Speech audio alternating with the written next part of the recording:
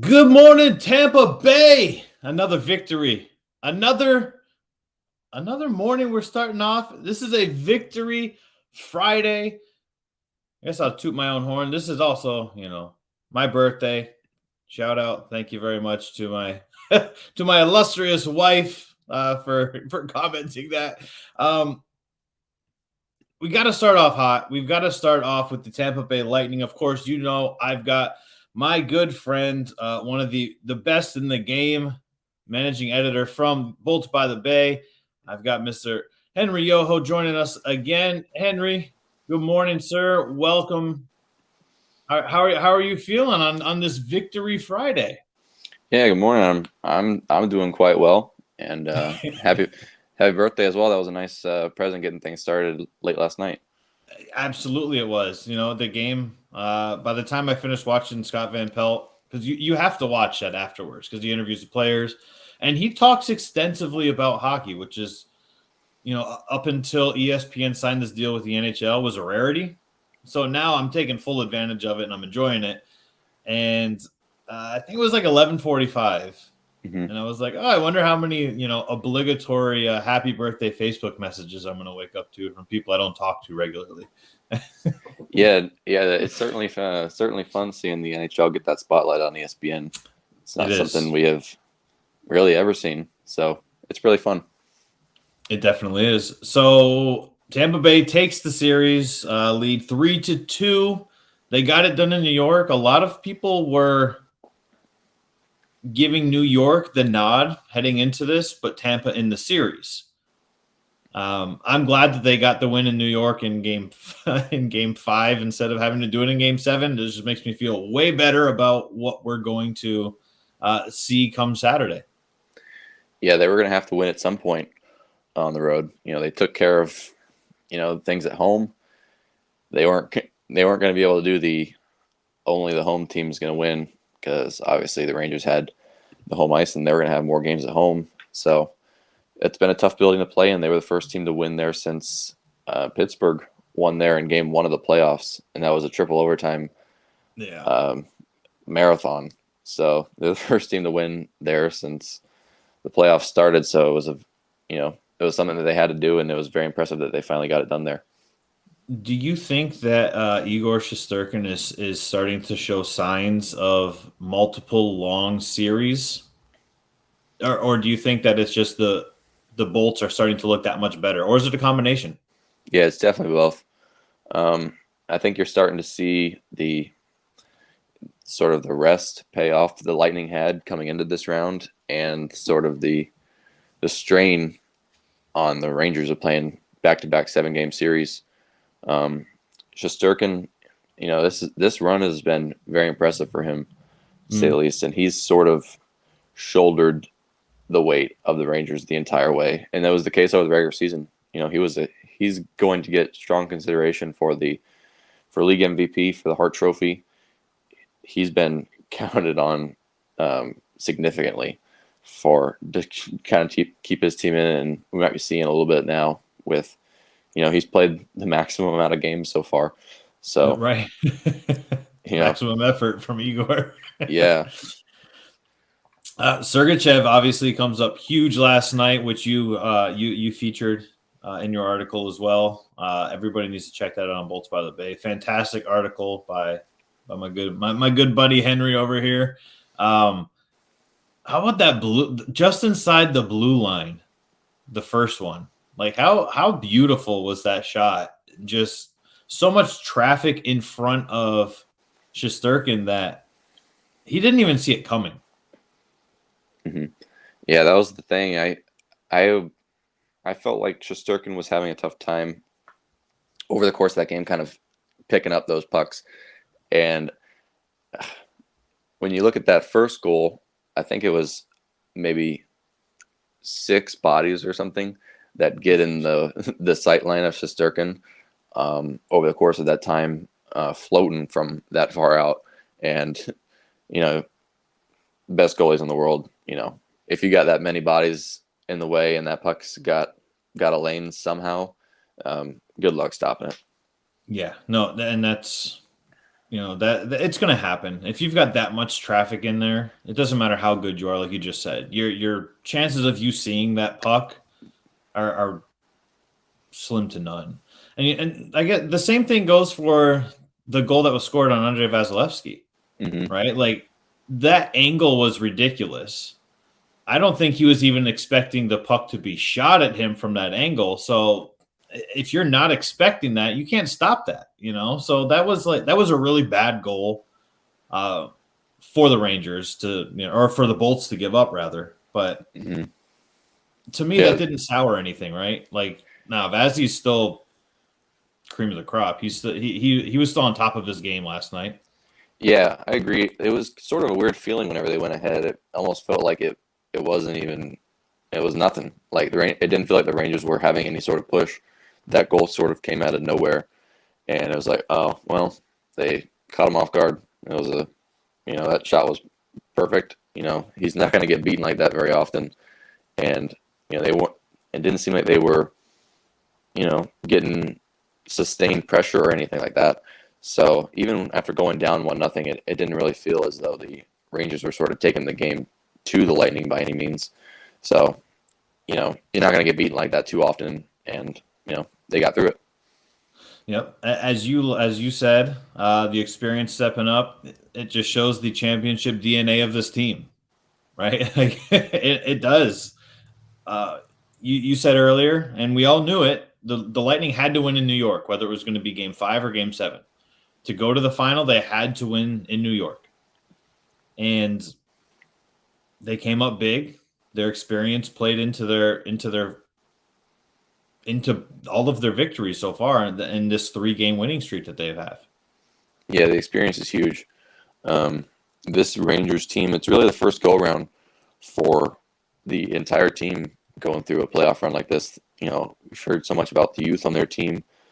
I believe the only player who's been through a playoff run like this has been Chris Kreider.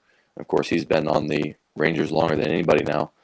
And so Lightning definitely have the advantage of being able to draw on their past experiences, very recent experiences as well. And, it's come up big for them. Getting in that 2-0 hole, a lot of teams would have cracked in this sort of situation. And we're seeing if the Rangers are kind of at their tipping point now because they don't necessarily have, well, they do have experience to come back from 3-2 down in this playoffs alone, but not quite against a team and a goaltender like this that they're up against now. Right. I think for me, and I've got a little video clip here I want to pull up for us, but I think for me, this is what signifies the Tampa Bay Lightning are alive, they are ready, because we don't really get to see this all that often. To make sure nothing happens, Lafreniere and Stamkos still going at it, and this one's going to go. They're going to drop the gloves. Absolutely. Well, Stamkos has anyway. Now Lafreniere tries to. They go down. They're fighting right to the end of this one. Stamkos scoring the takedown. How often do you see Stammer throwing haymakers, man? Like, how good was that to see? If just like, to me, when you've got your captain at the end of the game where you've already won the game, saying, you know what, we're dropping gloves, we're getting it on right now. I think that's a great feeling if you are part of that Tampa Bay Lightning locker room. Yeah, certainly. It's one thing for guys down the lineup like Maroon or Corey Perry even doing something like that. You kind of expect that from them. That's sort of their role. And when you see skill players like that dropping the gloves, that definitely shows the desire to win and the feeling that this Lightning team, they're not going to get pushed around by anybody. And those were, number 1 overall picks out there dropping the gloves, him and Lafreniere. And, Lightning teams of the past would have, just taken being pushed around like that. And they're showing that you can't do that to us. That's part of their identity now. That's who they are. Yep. Teams that have won Game 5 of a series that's tied 2-2 have won the series 78.5% of the time. I don't want to look past tomorrow, right? But I mean, numbers are numbers for a reason, and when you've got a team that is as experienced, that is going for the difficult task of a three-peat, that came back from being down 2-0, that has completely changed everything. How confident are you in the Lightning finishing off this series and going on to play the Avalanche for Lord Stanley's Cup? I'm very confident in it. It's really hard to picture them squandering this now. Yeah, like you mentioned, the numbers, if you win Game 5, you're more likely to win the series. But, I mean, that hasn't necessarily been the case over the course of the playoffs. Of course, the Lightning lost Game 5 against Toronto.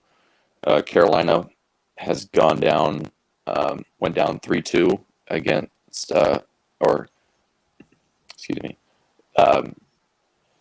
Carolina went ahead 3-2 on the Rangers in the second round after 5 games. So, I think that they have every reason to be confident. I think they've won their last 5 or 6 potential series clinching games at home. The Lightning have been playing well at home. They've been getting the matchups that they want playing at home, and I don't think there's any reason to believe that they won't get it done. Oh, and by the way, Vazzy likes to step up pretty damn big in the games that wind up being the final game of a series, pitching nothing but shutouts. Yeah, you might have heard. Yeah. The big cat stepping up big, man. One thing that I noticed is that the Rangers got sloppy all of a sudden in terms of their passing. Obviously we had a couple really bad passes that resulted in odd man rushes for the Rangers. The Rangers had 27 giveaways to the Bolts having 14. And I think, outside of Tampa Bay taking the face-off battles over the last 2 games, I think that was the biggest thing for me is I don't know what happened to the Rangers, and I'm fine with it for the record. I don't know what happened to the Rangers in terms of their crispness. But the Bolts are they're filling lanes. They're making it difficult to make these passes. Obviously, they're crowding the front of the goal to block Shesterkin. And what do you think was the biggest reason for this Tampa Bay Lightning resurgence in this series? Yeah, I think it's getting back to the commitment to defending. This Lightning team, they're not in a case where they can really outscore their opponents quite like they have in the past. They've, had an unparalleled commitment to keeping the puck out of their own net. We saw it in the Florida series, and we did not really see it in games, 1 and 2 and first part of Game 3. And it's that team defense. They're making it so hard for the Rangers to get, out of their own end through the neutral zone, and even once they get into the zone, their offensive zone, rather, they haven't really gotten a whole lot of great shots in these past 3 games. And I felt like this game out of the 5 was probably the lowest event, like the least amount of offense in it. And it was a close game, and the Lightning obviously ended up making just one more play than the Rangers did. But I think it's the commitment to defending. They only allowed 25 shots on goal. It's a pretty good number. And once again, only 1 goal against it 5-on-5 over the last 3 games. And I think that's what it's all about, that team defending. And, the better team at 5-on-5 pretty much always wins. And so if you're giving up 1 goal over the course of 3 games, I think you're going to totally take that all day. Yeah, I think you're 100% right. I just find I like the irony of the Florida Panthers could not score on the power play, and now it's seeming like the Rangers can't score on even strength, and it seems to be like one way or the other for the Tampa Bay Lightning of, we can stop. Basically, if we really wanted to, we could stop you at any stretch during any 5-on-4, 5-on-5, 5-on-3. We can pretty much shut you down at any point in time if we really truly wanted to, and play with the sense of urgency that I think that's been the most overused word for this entire NHL playoffs, not just from the Lightning, but from myself. I think I've said it probably at least once every show. I think the national media is saying it, and it goes to show you that, hey, we're back. We beat off the rust a little bit. We looked sluggish in game 1 and game 2, and we're back. Yeah, the Lightning, more so than any other team, they seem to have that second gear. It's almost like Vasilevsky can pick and choose somewhat whenever he wants to really turn it on, and it's always later in the series he gets better and better. And, we saw from Florida, they don't have that second gear. And, the Lightning are putting it in there right now in round 2. So, they just have another level to them, and they're getting to that level right now. Quick question: did you hear any Igor's better chants last night? I did not. I don't think I heard any. Yeah, I don't think we particularly heard anything like that, but I think that in Game 6 we could be hearing something reflecting the opposite of that, depending on the way things are going. Yes, I look, Igor. You touched on it earlier. He's having a fantastic season. He's had a great playoff run. He's going to be a fantastic goalie, but he's not Andrei Vasilevsky, and you've got to realize that. Like, there's nobody that's currently in the NHL that is as good as Andrei Vasilevsky is. There's nobody that's even in the same breath as him. And that has to do a lot with why the Tampa Bay Lightning have won back-to-back Stanley Cup championships. Yeah, Shesterkin had the best season. A season for the ages. It's not too often that goaltenders are going to be in consideration for the Hart Trophy.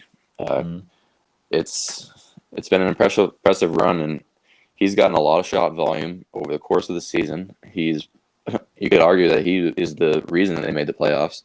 He is a huge reason for where they are here now, but no goaltender in the league has the pedigree and the championships to show for that Vasilevsky's got. He's proven that he's got the durability to be able to play at a high level over the course of an entire season and a long 2-month playoff run. This is the first go-around for Shesterkin, and Vasilevsky's got it. He's got what it takes, and there's no question about it that he's got it, and that experience is kind of pulling through for him now. So if this series does happen to go 7, does this benefit the Lightning in the same way in terms of the Avalanche looking sluggish with all of this time off that they're going to have? I mean, even if it ends tomorrow, they have still had quite a drought in playing. Now I know they were banged up, so a lot of guys are going to be able to get healthy, right? But you still have so much time off, and we've seen it from our own team that when you've got an extended period of time off in the playoffs, it actually works to your disadvantage. Did you think the same thing for the Avalanche? Yeah, I think that's certainly the case. Lightning could be on the other end of things, whether they win this game or win this series on Saturday, or if it ends up happening on Tuesday, regardless. But I don't think the teams would trade that rest for anything. But in the next series, if that rust does come into play for the Avalanche, the Lightning would have to take advantage of it early on in the series. And of course, the Lightning went through that, games 1 and 2, but that rust is benefiting them now. And so I think that we could certainly see, a similar story in games 1 and 2 for the next round for whoever it is the Avalanche end up playing. But ultimately, I don't think that those teams would trade that rest for anything. It's very valuable this time of year, especially a team like them with so many bodies that are banged up. And, they've swept in round 1 as well. So they've got, some of the least amount of games played of teams that have ever reached the final at this point. So they're going to value that rest. Definitely. I think you are. You're correct. I think the Lightning, though, here's the problem for the Avalanche. And like I said, I'm not trying to look past this Rangers series because obviously we have to finish it off first. But the Lightning are surging right now. They got the 3-game winning streak. They're pretty much winning in every statistical metric over these last 3 games. So if you're the Colorado Avalanche and you're having this time off and you're able to, rest up some of your beaten up bodies, you still are going against a team that is playing like, I'm going to use your phrase again, with the championship DNA to overcome this. And doesn't matter how many sports books are favoring the Avalanche currently, because they are the heavy favorites amongst every single sports book, whether it's Hard Rock or WinBet or whomever. And you have to take that into consideration as well, is that how often have you seen the back-to-back Stanley Cup champions potentially going into the Stanley Cup final as underdogs? Yeah, I think rightfully so, because the Avalanche have been a complete buzzsaw all season long and through this playoffs as well. They've completely rolled. Only 2 losses in the playoffs so far, and if the Lightning do end up playing them, I think this would be probably the best team that they will have played over the course of the last 3 playoff runs. And, they've got a lot going for them. But I think that obviously their weakness comes in net. The Lightning are playing the best goalie besides Vasilevsky right now. And I think that, could be the biggest difference maker in the series. So we'll see, if we end up getting there. So Lightning obviously have to go through one more round with Shesterkin if they want to get there. So you've been pretty spot on with all of your predictions throughout the entire playoffs. Obviously, if you follow Bolts by the Bay, you see the pinned tweet. Got a feeling about Nick Paul tonight. Obviously, that was prior to his 2-goal game against the Maple Leafs. What are you seeing happening tomorrow at Emily? Yeah, I mean, there's no reason to not expect another Vasilevsky shutout. That's what we've come to expect, and there's no reason to think that won't happen again. So you totally see another 1-0, 2-0 game, and I think that's going to be par for the course. That's what you can expect. Vasilevsky rises to the occasion every single time, and he just gets better and better. And with that team defending in front of him, there's every reason to believe that they're going to win this game again in a convincing fashion like that. Yeah, they have until Vazzy proves that he's not going to pitch a shutout in what turns out to be the final game of a series, you have to continue to go with that.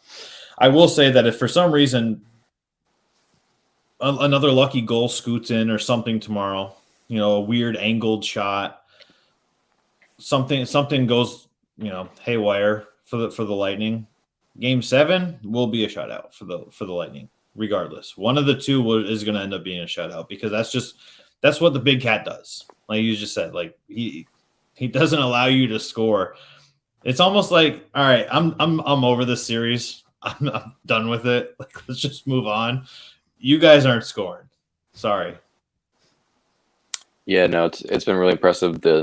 He's gotten better as the series has gone on. Not great in Game 1, gave up 6, a little better in Game 2, still gave up 3, and then since then it's been lights out, and yeah, he just gets better as the series goes along, and that's really all there is to it. Yeah, I think we can probably thank the Rangers fans for doing that, though. Yeah, I think they certainly woke him up. Yeah. I think that there is a bit of a head-to-head component of this goaltending duel, just because it's the 2 best goalies on the planet right now. And they're both Russian. They're both about the same age. And, Vasilevsky's the king until somebody knocks him off. And I don't think he's ready to give up that throne just yet. Yeah. I'm looking forward to it. Emily is going to be absolutely on fire tomorrow. I don't know if you're going to be down at Thunder Alley, but my wife and I plan on getting there so we can get some chairs. I don't like bringing my own chair down there. I like to go and sit at like the tables that are under the shade, because it's hot as shit out in June in Tampa. We're going to get there like 5:00 tomorrow and just kind of like hold down a little table. So does Thunder Alley like supply fans? Like fans, fans, like no. blowing fans. They don't do that? You would think in the middle of summer they would put fans out there for the people that just sit out there. No, they're troopers, buddy. Fuck that. I've lived in Florida all my life. I want a fan, man, if I'm going to be sitting outside. Right? Yeah, everybody out there is complete warriors out there with this heat and humidity, especially that afternoon game on Sunday. Oh, But jeez. yeah, I mean, the games are a little later now, 8 o'clock still. But, you know, if you're going to be out there early, that sun is still out. Yeah, because the issue is I don't know if you saw what it looked like for the previous game for yesterday, but it was insane, both inside and outside. So there were that many fans that they were selling tickets to inside of Amalie and outside for Thunder Alley. So if you're gonna get there, you got to get there early, and you got to weather the storm. Hopefully, there's no storms, but weather the storm in terms of heat, and yeah, hold it down. I mean, like I said, we're gonna be there. That's part of my part of my weekend plans here. Is like, yeah, we're going furniture shopping, and then we're going down to sit down at Thunder Alley. So if you're gonna be in the area, Henry, we'll try to hold down a chair at a table there for you. Awesome. Yeah, it's a fun time of year. Can't ask for much more. Danny, what you could do is after you buy the furniture, have them deliver it to Thunder Alley. There you go, yeah. Because we are buying a couch. Well, there you go. Like, hey, I don't need this to my house. Just bring it to Thunder Alley, and then boom, you have it delivered right then and there. I think I'd be all right with that. I'm just saying, man. Yeah, you know what? So the couch we're getting is going to have a chase. Henry, if you're coming down, I'll let you have the chase. I just need a regular. I'm 36 now. I just need the regular backing of the couch. I can't lay down because I'll be like Adam Sandler and just go with it where I can't really get up anymore. Yeah, that'd be quite a funny scene out there amongst all the lawn chairs. Oh, geez, Henry, I appreciate you stopping by as always, man. Keep up the fantastic work on Bolts by the Bay. The tweets are great as well. I think that's what adds this element of fun for all of us is when we can kind of just be ourselves within reason, of course, and have fun and talk hockey. And it's always a pleasure having you on. Hopefully we'll be on Monday and we'll be talking about previewing the Stanley Cup final. But if not, we'll talk Game 7 coming up on Tuesday. So I appreciate it as always, Henry. Awesome. Yeah, thanks for having me, guys. Enjoy the weekend and enjoy the games. Yes, sir. Well, hi, Evan. Well, good morning, sir. Oh, boy. Man. Yeah, we just had a great chat with Henry. It was such an insight. I watched a little bit of the game last night before my son's been sick and everything, so I was taking care of him last night. But I was watching the game, and nothing brings more pleasure to me when seeing the New York area fans, surrounding areas get just. And I hate the fact that ESPN put on their headline on their website, "Lightning shocked the Rangers." No. Yep. How do you maybe as a pun intended, maybe, hey, lightning shock as in they shocked them. I think that was the intention. However, what we know about the New York media, exactly, that they especially ESPN.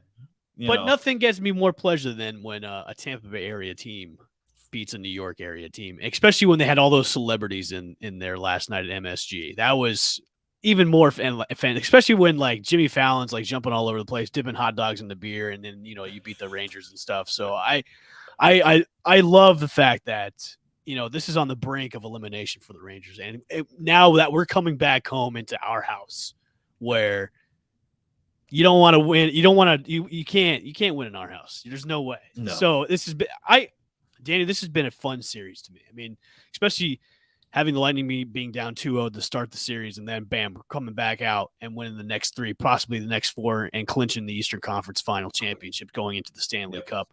They have been playing complete hockey. Every single. I think after the first 2 games, after going into Game 3, ever since Game 3, it's been complete hockey. They have been playing so much better. And I think it's every round they've gotten better too. I mean, first round against the Maple Leafs, you saw a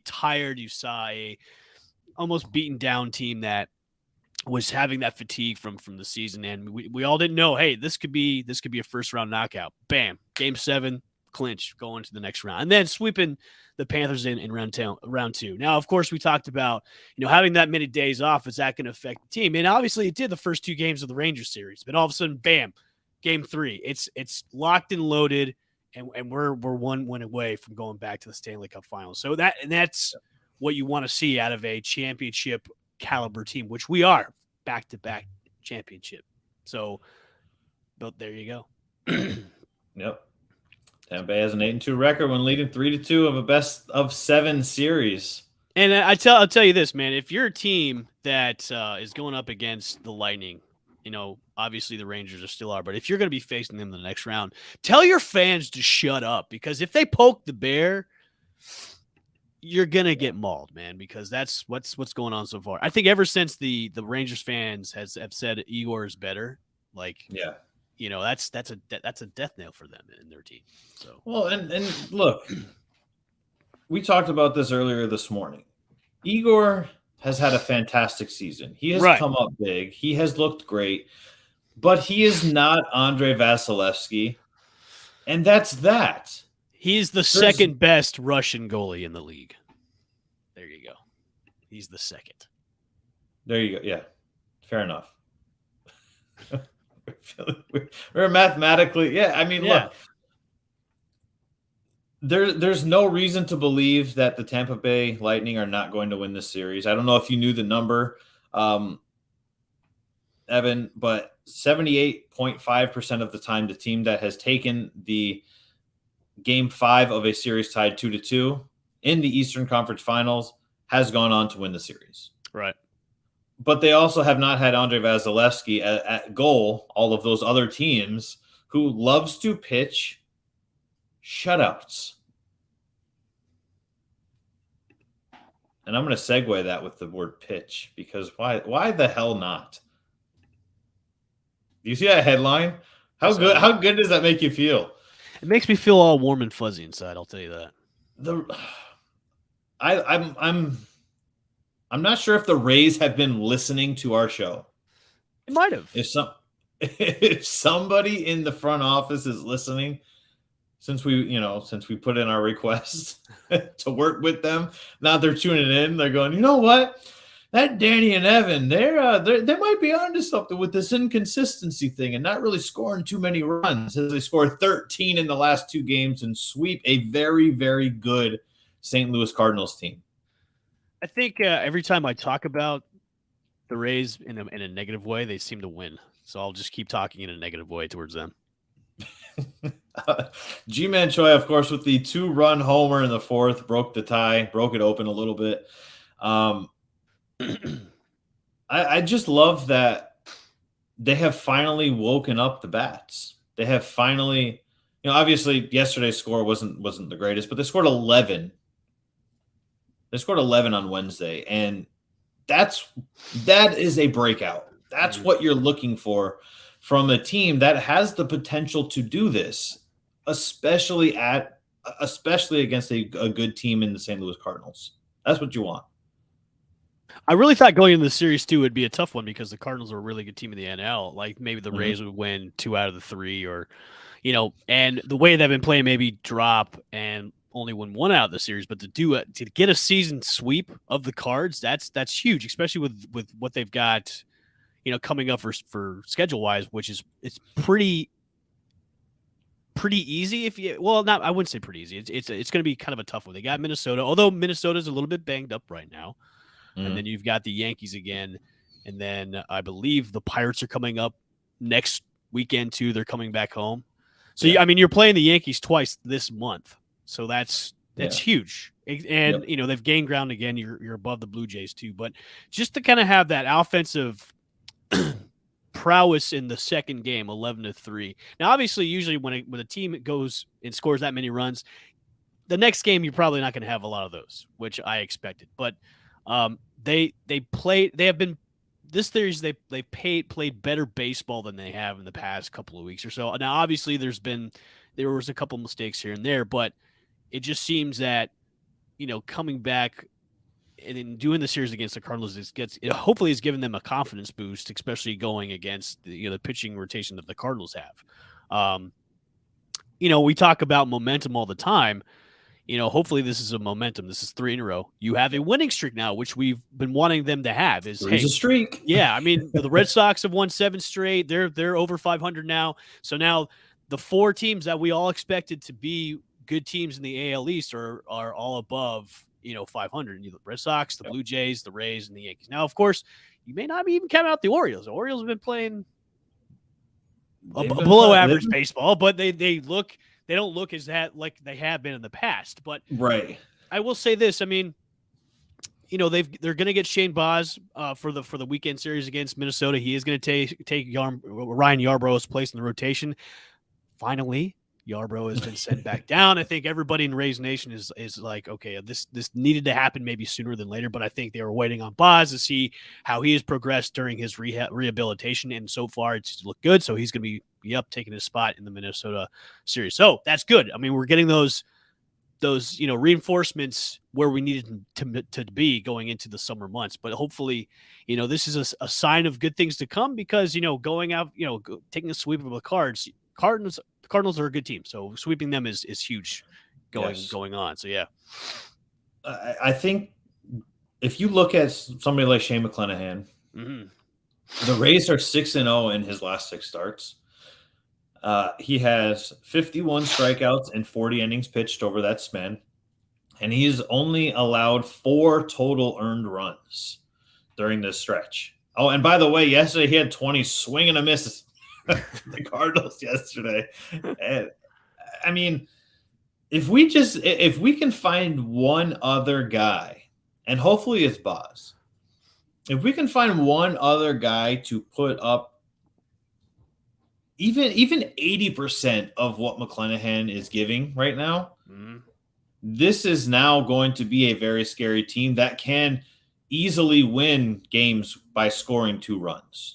3 runs, because now you go, okay, well, you're not going to score on us, so we have to score very minimally against you. And if we happen to break out again, right, yeah, it's curtains. You're done. I think maybe the possibility of them making a move at the trade deadline is it's got to be more. I think it's going to come, because they need the help in the rotation. They need it. It's got to come there now.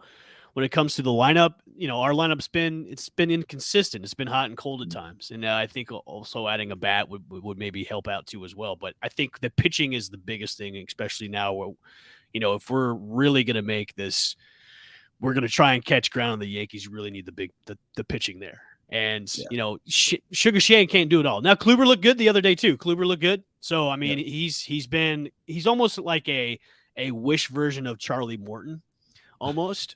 He's not as good as Charlie was, coming over being the elder statesman, but Kluber he's been good. He's been decent. So I think that's a confidence booster for Kluber, because he'd been struggling the past couple starts too. So, but yeah, I think adding another big arm into our rotation is going to help out a lot. Yeah. While they did sweep the series, right, they did have some, like ticky-tacky errors, if you will. They don't count as errors, but like Kiermaier overrunning first base yesterday, getting tagged out. Dumbass. It's a terrible move, but like if you can overcome things like that and still win, that to me shows promise of maybe finally turning the corner and showing some of that consistency that you and I have been calling for every morning for 2 months now. Right. And maybe this is a good thing too. Maybe this is the turn of the corner for the team where, they're gonna start being that complete team. Because remember, we talked about before, and we've screamed about this many times, where this team doesn't look like a team that can make a deep run into the playoffs. And maybe this, after this sweep, is maybe the turn of the corner for the team where we're gonna now start to be a complete team where we're going to really look like that team, like the 100-win team Rays of last year, or the team that went to the World Series team. Like that's hopefully that's where this is headed after a sweep of the Cards, because, that's where I think the summer months, that's where you find out who's going to pull away from everybody else in the division. When they start to pull away, and when you get into July and August, that's when you turn on the Jets, and that's when you make the run. And happy birthday, by the way, Danny. I didn't get to say Oh, hey, thanks. My knees say thank you. It's look, I don't want to say, okay, Rays are going to World Series. We're on a 3-game winning streak. Like that's not what we're saying. It's not what we're saying. Right. Not what we're saying at all. Just like we weren't saying, you asked me the other day, am I hitting the panic button over the inconsistency? I was hitting the panic button over the inconsistency, but I wasn't hitting the panic button going, okay, throw it all away, blow up the team. It's not going to work. I still think we need to make a splash in trades. Yep. We still have to make some moves, and we need to reassure that there will not be any more inconsistencies by getting enough solid, consistent players in place. Mm-hmm. I think also too we need to maybe find an anchor to the bullpen, because Kittredge is now out again.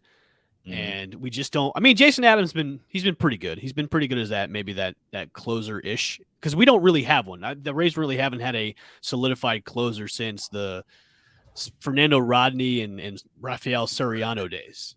But I really think quite a long time ago. Quite a long time. They've done that whole closer by committee. But I think also too is going to find out that back half of the bullpen too would maybe help out as well, because I think trying to find somebody that's closing out games has been kind of tough. Yeah, I definitely think you're right. Well, we'll see if the momentum carries over into Minnesota today and goes throughout the weekend. I mean, how nice would this be to be on a 6-game winning streak? It'd be nice. And it's entirely possible, because, as you said, the Twins are banged up currently, and momentum is the thing. Like, people don't just talk about momentum because it sounds good. Momentum is a thing, especially in baseball. Right. When you're in a groove, when you're in a hitting groove, it's not like a one-off. It'll carry over for the next handful of games, especially when you do not have a day off in between. And they haven't had that type of win streak yet. I mean, they've been streaky, but they haven't had a win streak like the Yankees had early on this season, or even like the Red Sox had before last night, before losing weight. They haven't had a long win streak. So maybe this is the time. I think maybe I mentioned this before early this week is, they haven't had that yet. So maybe now's the time to get that big ass win streak that we maybe need. I mean, obviously June, you want to kind of maybe have those win streaks later on the season. That way you can gain ground. But I mean, having one right now to catch up to the Yankees would be kind of nice.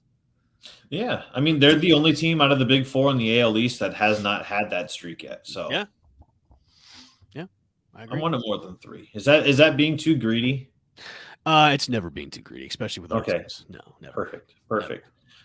Never. Tom Brady finally addressed the rumors of Bruce Arians. This was his first press conference and the first time he ever asked about it. And of course, I do have the video clip, thanks to Jenna Lane from ESPN.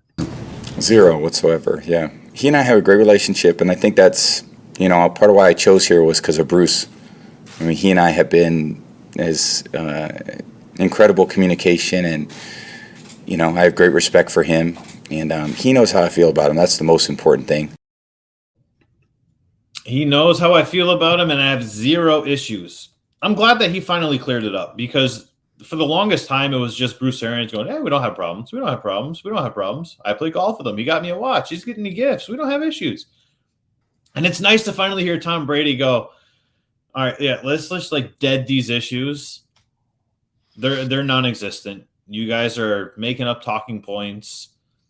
And the follow-up to that question, Evan, says, well, a lot of these reports did not paint you in a positive light. What do you feel about that? And he said, I have not read them, so I did not know. Yeah, he shouldn't have to. Like, he's not going to. I mean, that's all like clickbait stuff a lot of these writers and media people do just to put out there to get clicks and follows and retweets and stuff. Yeah, we won't interrupt anybody, but I'm glad that he addressed the situation. Yeah. I'm going to take the glasses off for this one. Here we go. I think for a while that he shouldn't have had to. I mean, it's not really anybody's business if they had, issues or not. I mean, Bruce is no longer the coach, but I think before when the first came out, I mean, I think he did kind of touched on it a little bit, like, hey, we have a great relationship, and that's that. Like, didn't Bruce give him a watch, or Tom give Bruce a watch? Tom gave Bruce a watch. Yeah, so I mean that tells me, hey, I'm not going to give somebody a watch that I hate. It's like a $50,000 watch too. Yeah, I think Bruce's quote was, "Yeah, I don't know anybody who hates somebody that buys them a $50,000 watch." Right.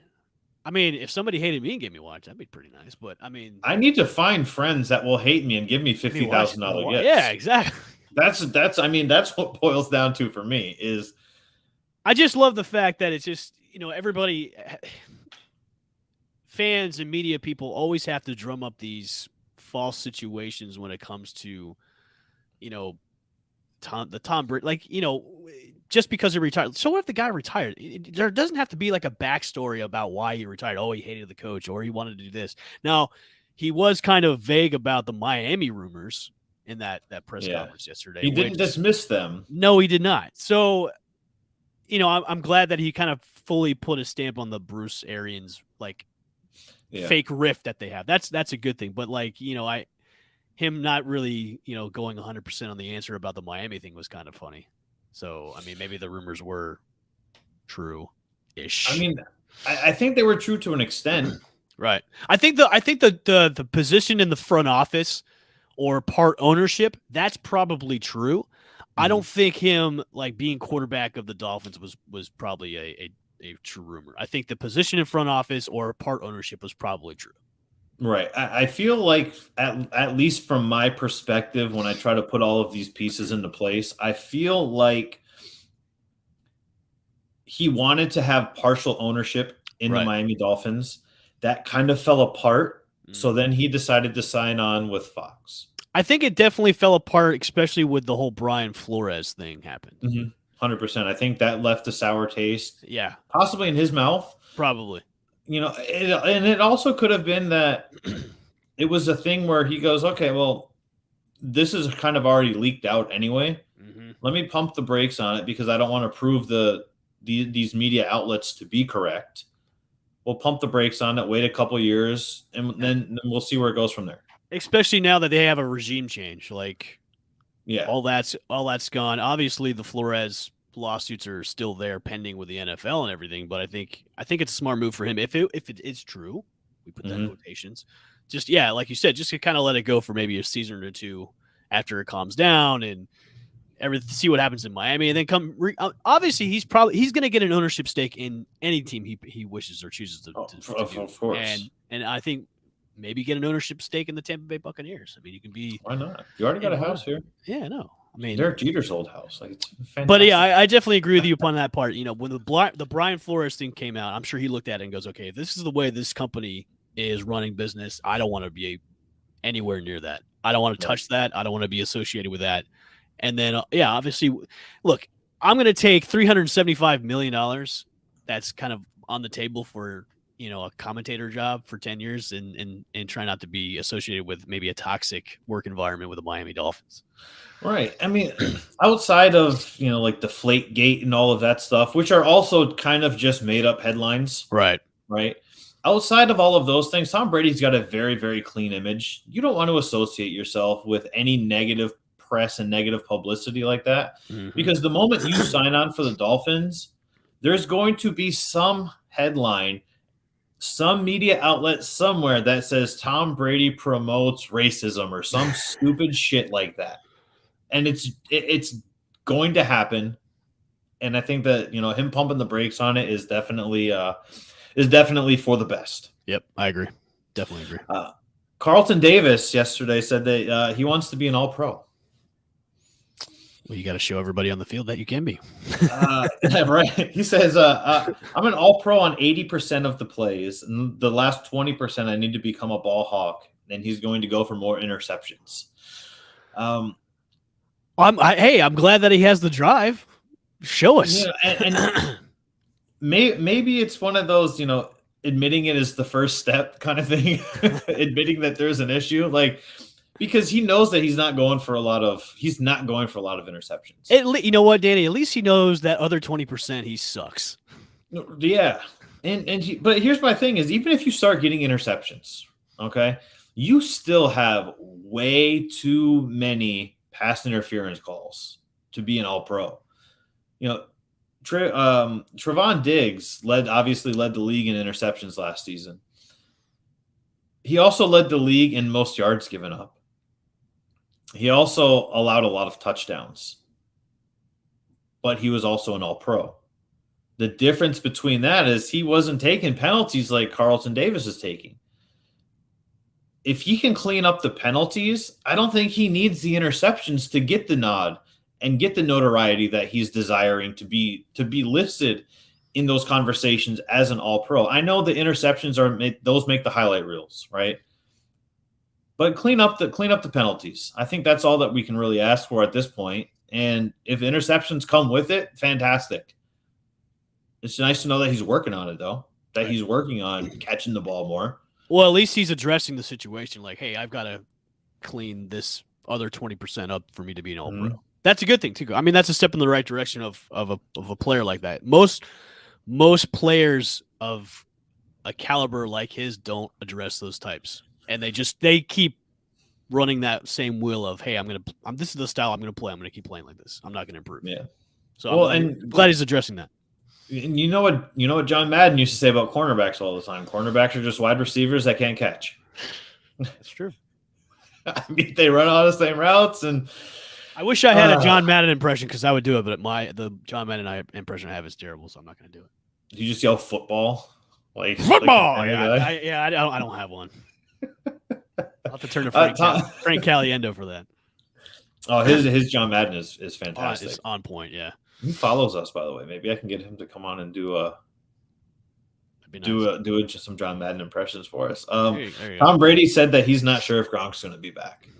Maybe he will be. Maybe he won't be. He was also very vague in that. So it's a decision he needs to make on his own. He's doing what's best for him. Isn't the timetable July that they're saying? Yes. Now? Yeah. So we'll find out. Late July is when training camp starts or mini camp starts. Or maybe I think Tom already knows. He just is like, look, let him tell you. I'm not his. There's no way that my best friend doesn't know what my immediate plans are for the future, especially when it comes to athletics. Right. I wish Tom Brady would be like, come on, guys. You guys know I know the answer, but I'm not going to tell you. Come on. That would be the ultimate Tom Brady troll thing to do. Yeah, I wish he would do that. I know what he's going to do. Take a page out of the Bruce Arians book from the Combine before they signed Tom Brady. You know, I know what we're going to do at quarterback. Jameis Winston doesn't know what we're going to do at quarterback. I know what Gronk's going to do. All of you guys don't know what he's going to do. We'll have to just wait and see. But I think, you know what? I think that if he did say that does kind of give it away, though. Yeah, a little bit. Because I don't know if Tom Brady would actually come out and say those things if he was like, hey, I know what's going to happen. And then Gronk goes, yeah, I'm not coming back. Yeah. Go, oh, Jesus. Like, you were building me up, and then you just shot me right down in the face. Like, I hope he comes back, but we'll see. Yeah, we will definitely see.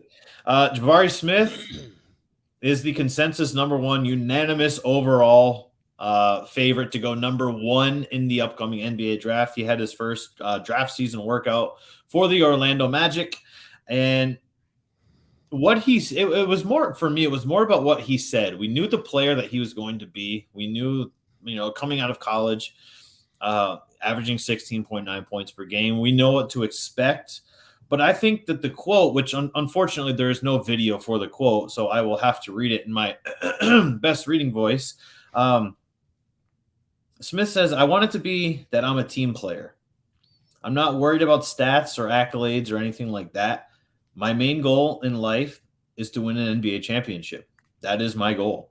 No matter if I average 30, no matter if I average 10, that is what I want to do. Whatever a team needs me to do to impact their winning, that's what I want to do. How mature of a statement is that from a college player? I think that's the most mature statement I've ever heard from a college player in my life. Now, do you think that also has the leverage with the fact that he knows that he's going to probably go number one? At the worst, he's going number two? I think it sounds like he already knows he's going to be big number one. That's why he's saying that. Yeah. But I mean, if you're trying to win a championship on the Magic, I don't know if that's going to happen anytime soon.